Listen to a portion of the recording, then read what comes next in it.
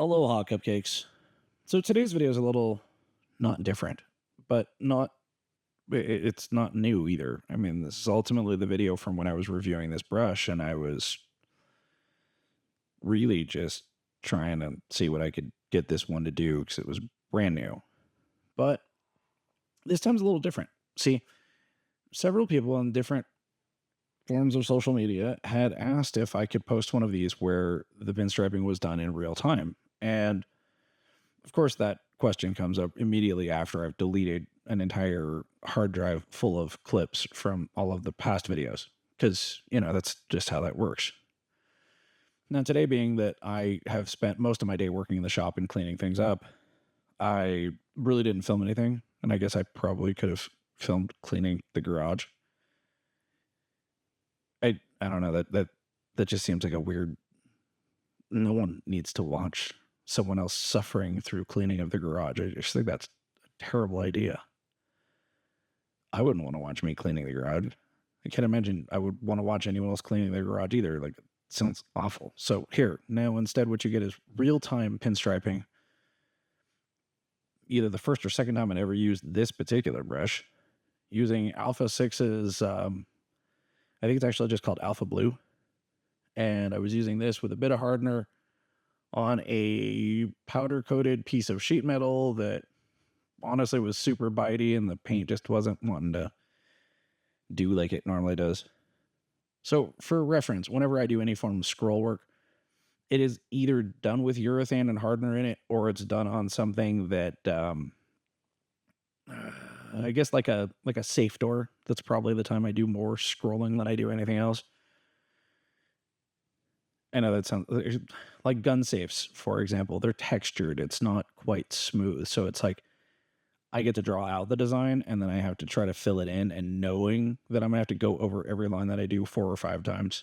Whereas doing this is just a freehand kind of design of swirlies with no real rhyme or reason to it. Now, the fun thing about this is, one, I have no idea what I'm doing. Not that I had anything, like, it's not planned, it's not premeditated. This is the equivalent to, like, improvised jazz. That's the way I always look at this. It's not really my favorite genre of music, but as a musician, like, FYI, guitar player here. Yeah, I was in bands and stuff like that back in the day, but please don't Google that. I don't need people finding images of when I was in a punk band. Just, go ahead, search it. It's fine. Just spell my name right. But when I was doing stuff like that, there was always that we would go to places, clubs and stuff like that, where they would have these improvised jazz bands.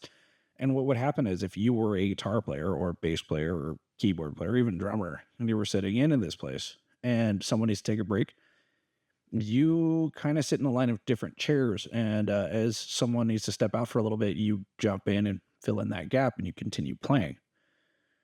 And a couple of these spots where they used to do that, where everybody kind of knew each other, and basically knew and understood what each other was capable of. And then one person would be like kind of in charge of things, but it was more like a person who was usually the drummer would call out a key like C, D, G, A.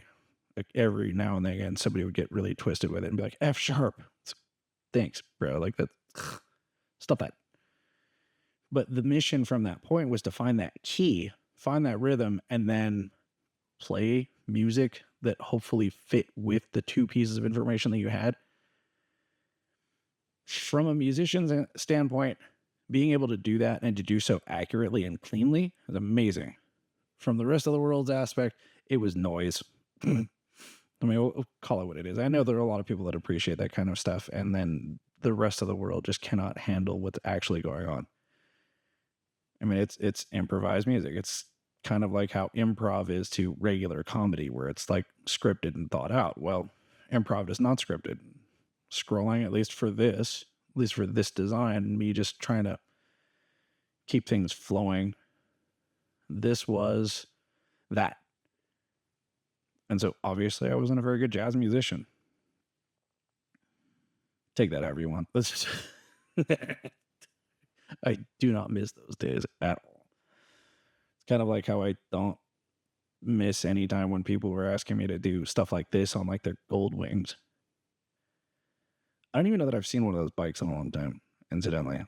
The dealership that I was working with in Fullerton, they had many of them because it was like their thing. They had those cruisers with the trailers and the trikes and the stuff like that. So those kind of bikes would come through there quite a bit. It was like, it's kind of nice that they're so big and you have tons of space to pinstripe literally anything you want on, but these were the designs that they wanted. And then they'd always want their spouse's name somewhere in the design or like some weird little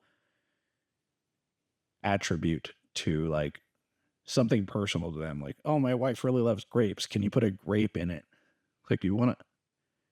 Yeah, I guess so. Or like a hockey puck. I did a lot of designs that had hockey pucks in them with like a little like motion lines coming off of them. Yeah, the other one was at veterans.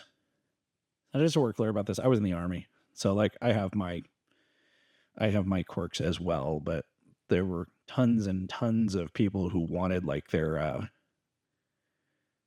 some sort of an insignia. I never understood the insignia thing because I wasn't in any sort of like a specialized division or anything. I was in this thing called regular forces. So I had, like anybody that was like a, not so much like the combat type of things, but like somebody who was like a combat engineer, for example, or like the designs that I did a lot of for were people who were MPs. Those are military police. Those guys had a lot of insignias and a lot of like unit numbers and unit patches. I was a member of what's called the First Corps. So we had this very large black dot in a circle. Just kind of, we just weren't cool. I mean, I get it. That's why I was in that unit, because cool kids were in like airborne and all that stuff. I'm like, yeah, I'm in the 29th Signal Battalion. Yay, happy me. But yeah, a lot of those. And then anybody who's ever served on a boat of any sort or ship of any sort, it's always they want their ship name on there. It's like, where would you want me to put that design? So those chisel brushes that I do those weird designs that I don't really, not 100% fond of, those brushes would have come in handy for me to put a little banner somewhere in the design and then just put whatever their ship name was on there. Actually, that's not a bad idea. I could probably do that after the fact with this. Like, I'll just take it somewhere like right towards the either top or bottom of wherever it is. Make like a little banner with that brush. Use like a, I don't know, use a teal color. Make it nice and comparatively. Outline it with the blue and then use the same blue for the lettering on it. That could work. I won't like it, but I also don't like this. I don't know what. I just kept going for it. I'm just wasting paint at this point. So it's not like I was trying to be successful or even do well with this one. Maybe tomorrow what I'll do is I'll take one of these panels. I think I have a couple more of these, and I'll put an actual proper base coat on it. And if I can get as far, like depending on what my weather looks like, maybe I'll get some clear coat to it, or at least sometime this week I'll get that, and then we'll try one of these from scratch. Actually, if you are still watching at this point, we're at almost 9 minutes, I think. If you're still watching at this point, if you want to see this thing go, like let's say that I do one of these panels, and let's say that I start from the powder coat, we'll go into like a base coat of some sort, probably add a color to that, and then maybe some metal flakes and candies. Is that something like, if I was to go step by step through that, is that something that you would actually watch going on? And I'm assuming that would not work real time, because there's seriously like an hour and a half between each coat. When I let things dry for even little stuff like this using lacquer, I still wait. I don't know. Let me know in the comments if that's something that sounds fun to you or not. If it's even worth me doing. I think it's about enough of this one. You think so? Good times? Yeah, close enough. Stay moist, my friends. Till next time.